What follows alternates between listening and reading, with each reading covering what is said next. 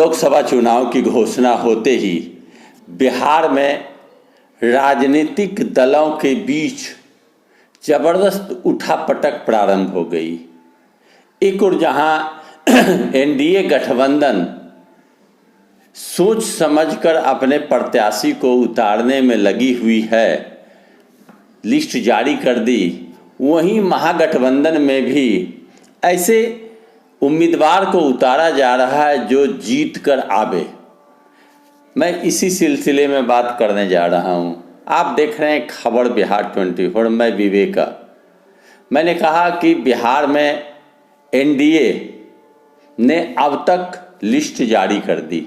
16 उम्मीदवार की लिस्ट जदयू ने जारी की और 17 उम्मीदवार का लिस्ट भारतीय जनता पार्टी ने जारी की, जिसमें मुजफ्फरपुर से अजय निषाद का टिकट काटा गया।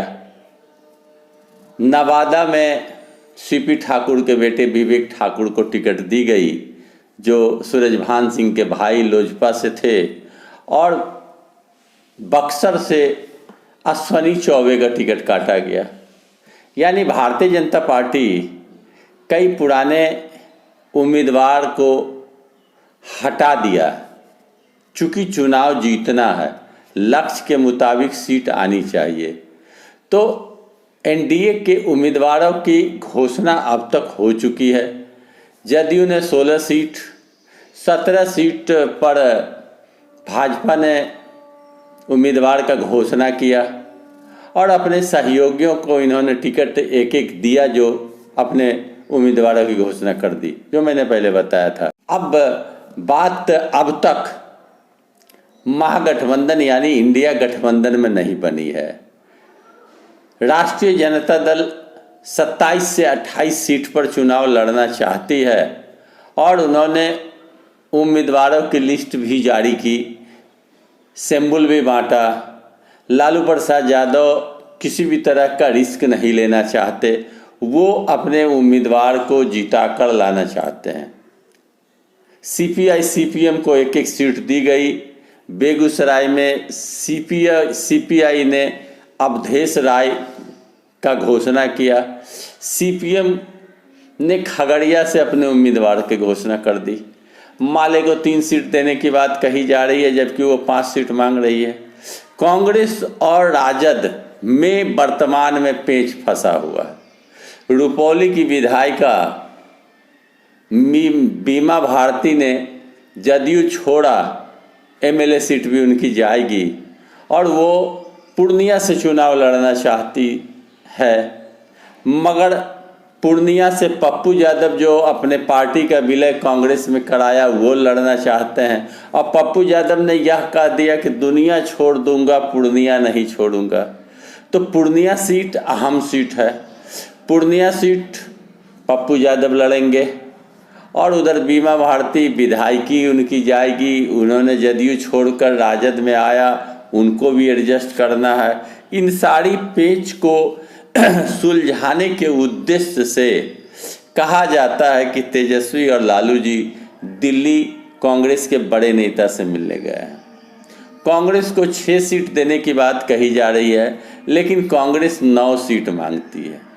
मैं बताता चलूँ आपको कि बीते विधानसभा चुनाव में कांग्रेस ने जबरन ज़्यादा सीट मांगी थी राजद से, और राजद ने प्रियंका गांधी के कहने पर सीट दिया, लेकिन सारे उम्मीदवार हार गए। 19 ही उम्मीदवार जीते, जिसके कारण राजद की सरकार बिहार में नहीं बन सकी। राजद के तेजस्वी ने सीट जीती, लेकिन कांग्रेस नहीं जीत पाए, जिसके कारण कांग्रेस के कारण राजद की सरकार बनते बनते रह गई। इसी उद्देश्य को, इसी बात को देखते हुए राष्ट्रीय जनता दल कांग्रेस को ज़्यादा सीट नहीं देना चाहती है।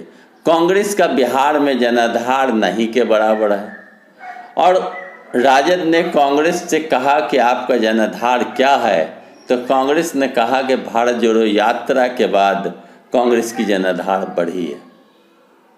अब 6 से 8 सीट की बात कही जा रही है, जिसमें एक पप्पू यादव हैं, एक सासाराम का सीट है।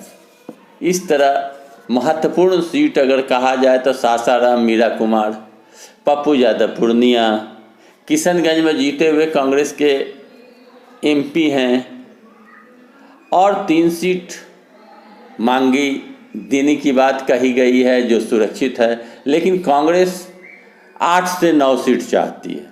इस गुत्थी को कहा जाता है कि 24 से 48 घंटे में सुलझा ली जाएगी। राजद अब तक मुकेश सहनी जैसे उलट पुलट करने वाले नेता को तरजीह नहीं दिया। मुकेश सहनी की बात एनडीए में नहीं बनी, राष्ट्रीय जनता दल में उनकी बात नहीं बनती दिख रही। मुकेश सहनी अकेले पड़ चुके हैं। उधर इंडिया गठबंधन के उपेंद्र कुशवाहा को 1 सीट मिली, मांझी को 1 सीट मिली। तो जो छोटे दल हैं, जो बार्गेनिंग करते हैं, उन्हें इस बार हाथ कुछ नहीं लगा। और उसी तरह मुकेश सहनी जो बार्गेनिंग करते हैं, बार्गेनिंग के माध्यम से अपने जात को दिखाकर ज़्यादा से ज़्यादा सीट लेने की कोशिश करते हैं, उनकी भाजपा में नहीं बनी। और महागठबंधन में भी अब तक उनके विषय में कुछ नहीं कहा जा रहा, ना उन्हें तरजीह दी गई है। महागठबंधन में राष्ट्रीय जनता दल मुख्य पार्टी, राष्ट्रीय जनता दल के साथ कांग्रेस, जिन्हें 6 से 8 सीट देने की बात कही जा रही है, और माले जिसने राष्ट्रीय जनता दल को मजबूती दी, सीपीआई सीपीएम जिनका जनाधार कम है लेकिन 1-1 सीट की बात कही गई। तो मुख्य रूप से अगर कही जाए तो माले का प्रभाव अधिक है, माले के विधायक हैं, और माले को जितनी सीट दी गई लगभग उसने एमएलए के चुनाव में जीता। अगर उन्हें अधिक दी जाती तो और भी वो जीतते, लेकिन कांग्रेस के दबाव के कारण कांग्रेस को ज़्यादा सीट दी गई और कांग्रेस के उम्मीदवार हार गए, चूँकि उनकी जनाधार बिहार में नहीं के बराबर है।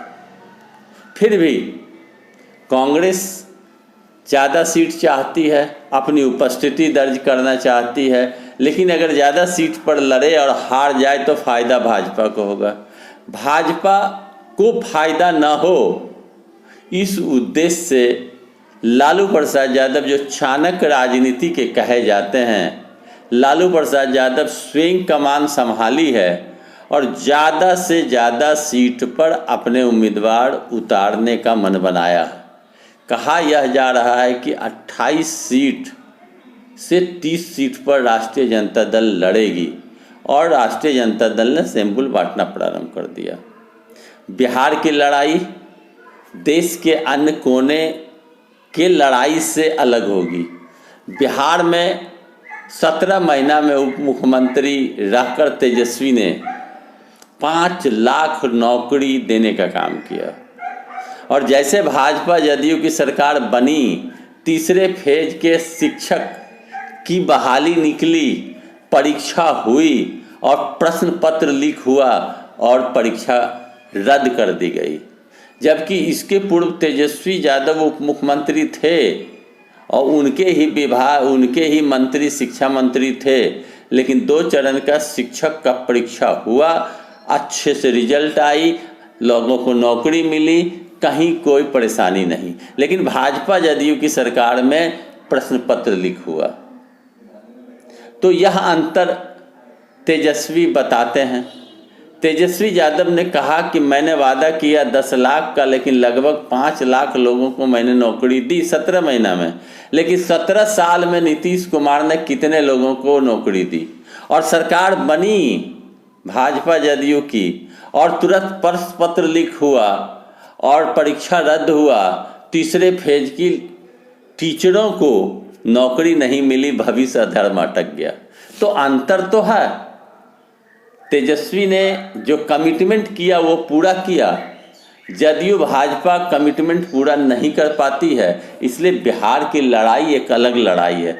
युवा वर्ग जिन्हें नौकरी मिली वो आज इस बात को मानते हैं कि तेजस्वी के रहते सरकार में नौकरी मिली, इसलिए बिहार के युवाओं में तेजस्वी के प्रति ज़्यादा श्रद्धा है, युवाओं में तेजस्वी के प्रति सहानुभूति है। युवा वर्ग यह चाहते हैं कि तेजस्वी जैसे बिहार के मुख्यमंत्री हों, तो लोकसभा चुनाव में इस बात का असर पड़ेगा।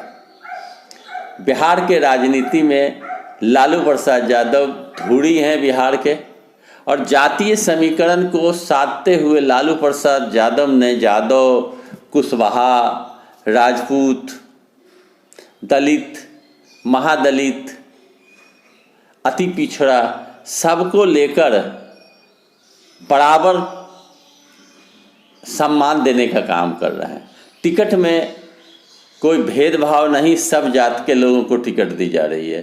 तो जातीय समीकरण को बैठाने में लालू प्रसाद यादव इस बार के चुनाव में सही साबित हो रहे हैं। इसलिए टिकट के आधार पर यह कहा जा सकता है, जातीय समीकरण के आधार पर यह कहा जा सकता है कि बिहार में एनडीए को अब तक के सर्वे के अनुसार महागठबंधन यानी इंडिया गठबंधन पछाड़ती हुई नजर आ रही है। बिहार में एनडीए को पहले के अपेक्षा बहुत कम सीट आने की संभावना है। 10 से 12 सीट एनडीए लाएगी ऐसा कहा जाता है। अब वक्त रहते पता चल पाएगा कि लालू प्रसाद यादव जैसे चाणक्य ने किस किस जगह पर इंडिया गठबंधन में मजबूती लाकर एनडीए को पछाड़ा। आगे 48 घंटे में सारे पेच सुलझ जाएंगे इंडिया गठबंधन के, तो फिर मैं आपको आगे का समाचार दे पाऊंगा। आपको यह वीडियो अच्छा लगे लाइक करें, चैनल को सब्सक्राइब करें, दोस्तों यार मित्रों में शेयर करें इस वीडियो को, और कमेंट बॉक्स में जाकर अवश्य लिखें। धन्यवाद।